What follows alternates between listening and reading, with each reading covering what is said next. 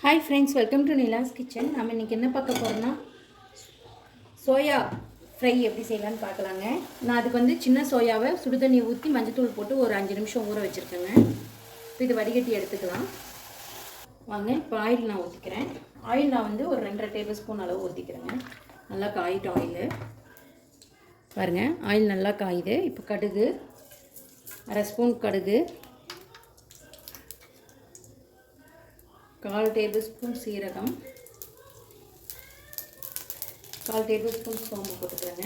எல்லாமே இந்த 5 ஸ்பூன் அளவுங்க. கருவேப்பிலை,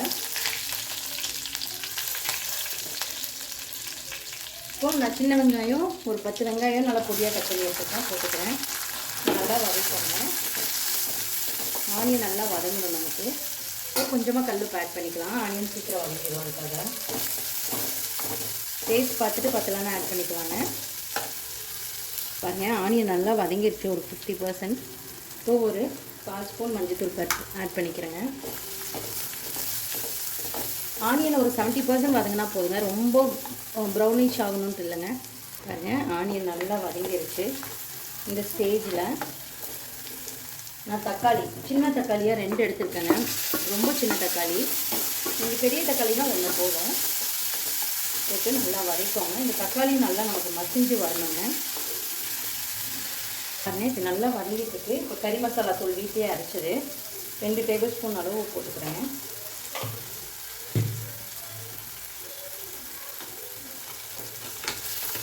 இந்த ஆயிலே வதக்கிக்கோங்க. சிம்மில் வச்சுக்கோங்க அடுப்பை.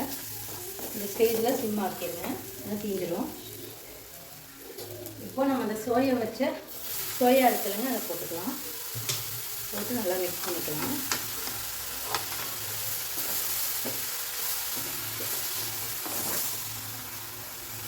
இந்த மாதிரி நல்லா மிக்ஸ் பண்ணிக்கோங்க மசாலாவோட.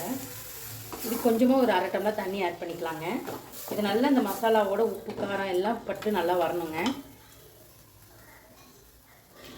அங்கே சின்ன கடாயினால் ரொம்ப சிந்திருச்சு. நீங்கள் கொஞ்சம் பெருசாக எடுத்துக்கோங்க. இது 100 கிராம் சோயாங்க அளவு.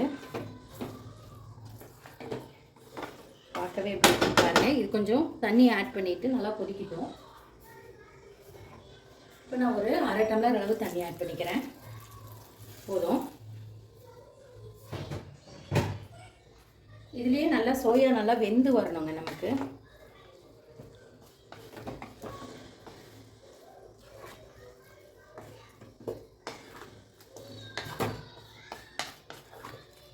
வெந்து வரட்டுங்க. அதே இந்த அளவுக்கு நல்லா கொதிச்சு சுண்டி வரட்டுங்க, பார்க்கலாம். அருமையான சோயா ஃப்ரை ரெடிங்க. அவ்வளோதான். நல்லா தண்ணி சுண்டிடுச்சுன்னா இந்த பக்கத்தில் ஆஃப் பண்ணிடுங்க. ரொம்ப சூப்பராக இருக்கும். சிக்கன் மாதிரியே இருக்கும் டேஸ்ட்டுங்க. கண்டிப்பாக நீங்களும் இந்த மாதிரி ட்ரை பண்ணி பாருங்கள். ட்ரை பண்ணி பார்த்து கமெண்ட் பண்ணுங்கள். இந்த வீடியோ பிடிச்சிருந்தா லைக் பண்ணுங்கள், ஷேர் பண்ணுங்கள், மறக்காமல் சப்ஸ்கிரைப் பண்ணுங்கள். Instagram page, Facebook page follow பண்ணுங்கள். தேங்க்யூ ஸோ மச் ஃபார் வாட்சிங். பை. ஒரு அருமையான சோயா ஃப்ரை ரெடிங்க.